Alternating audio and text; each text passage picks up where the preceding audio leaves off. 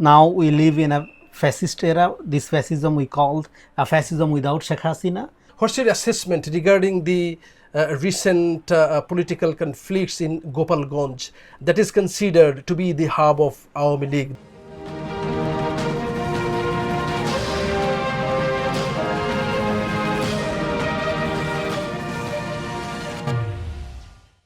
We see that after the fall of Sheikh Hasina, the political parties that struggled against Sheikh Hasina together, now they are involved in clashes with each other, and they are competing with each other. But sometimes it doesn't go through healthy competition, but sometimes it's brutal, and there were politics of hatred we see. How do you feel? This is very unfortunate, and as you said, this unhealthy competition, sometimes it become a brutal competition and hatred. So now politics after 5th August, we want to see a politics of healthy competition, not hatred. So we should expect from all political parties, they respect each other. Now we need to build up a culture of dialogue, not culture of hatred, not culture of ferocious attacks. So we need to respect each other values. Democracy means unity within the differentiations. So we see that ahead of the national elections, as you know, that the interim government led by Nobel Peace Laureate Professor Muhammad Yunus, already it has been declared that either first part of April next year the election will be held, and if the environment is friendly and preparations are taken, in that case the election can be held by February next year. So there is huge competition among the political parties, and they are now trying to hold showdown to show their mass popularity. After the revolution, this era has been gone, but political parties didn't realize these things properly. People want to see politics like citizenry politics, right-based politics. Politics is like a philanthropical politics, not politics as showing manpower, showing gatherings, creating chaos. That culture has been gone. But if as a political party, if people see that you have no mass supports, I got your point. You can't hold big rallies, then people may lose your trust or confidence to that political party. Really, here really mattered the silent supporter, silent people. Those people going to vote you for your proposal, for your dedication, for your honesty, for your performance, not for your arrogance. But Bangladesh is a country where there are huge number of less educated people. They don't. So, as a political party, it is your duty to educate peoples. If you didn't. But politicians, they realize this, that Bangladeshi people are less educated and they are not so much conscious politically. So showdown, political showdown, big gathering, big rallies is important, especially ahead of the national elections. And we have been observing this scenario for a long time. So the same practice is being done till now. But this huge Gen Z generation, those are not uneducated, those are not unaware about the political scenario of the not only country but in a global spectrum. So now if you think that people are unaware and uneducated, you are more smart than people, then I'm sorry, you are going to lose your control and people will. So do you want to say that even Sheikh Hasina, who ruled the country with an iron hand for nearly 60 years. And Sheikh Hasina calculate these things, what you have said. Sheikh Hasina think that they have muscle power, they have huge grassroots organization, so they can do anything what they want. So Sheikh Hasina, this is the Hasina model.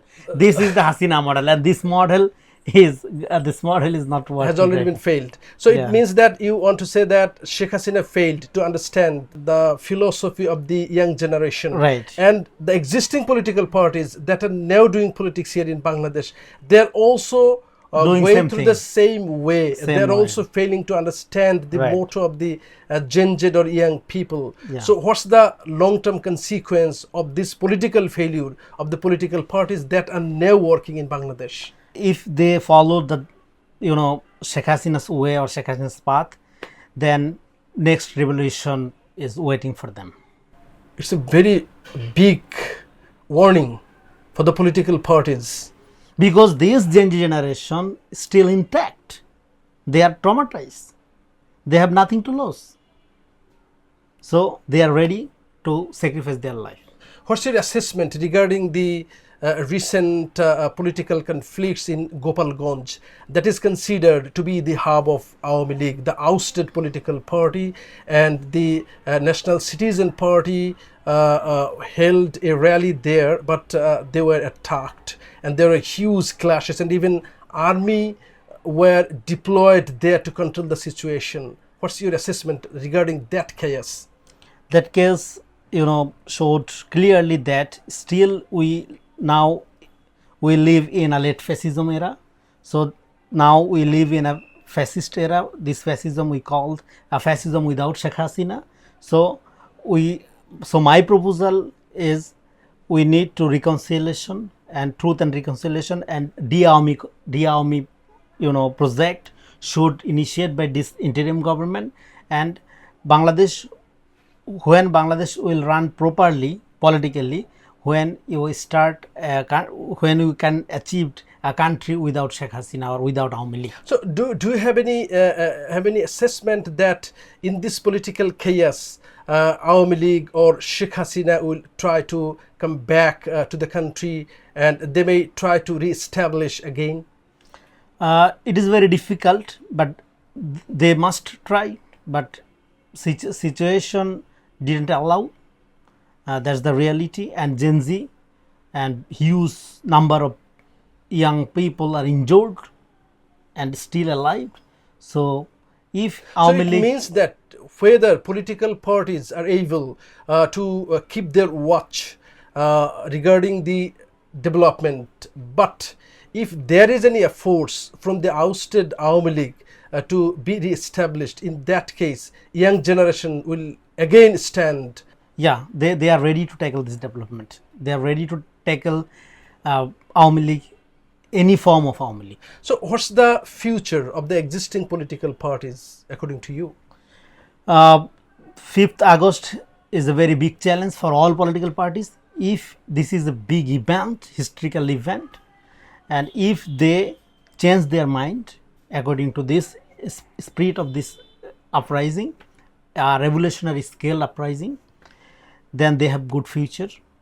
So if they recognize or read this uprising properly, those are also part of this uprising also. So then they have the good future. One of the spirit of the July Revolution was avoid the external hegemony.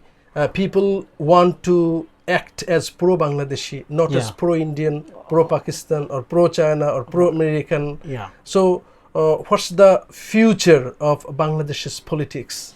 Now we live in a multipolar world, and especially Gen Z generation and people like us, we have aspiration to become a part of this pole, one of the pole. So we don't want to dominated by any external force, Indian or American or China or any other force. So sovereignty is the first thing we have to concern about it, and people also concerned, and political parties should understand these things.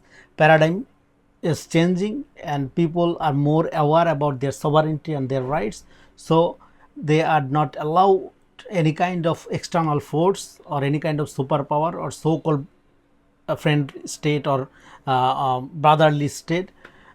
So this is the people are final so- thing. Sovereignty is first. So people are so conscious. So we can say that whatever political chaos sometimes may prevail, but the future of Bangladesh will be better under the young generation who were the frontline fighters of the July uprising. Definitely, because of this generation made themselves with by a uprising, deadly uprising. So those people are involved.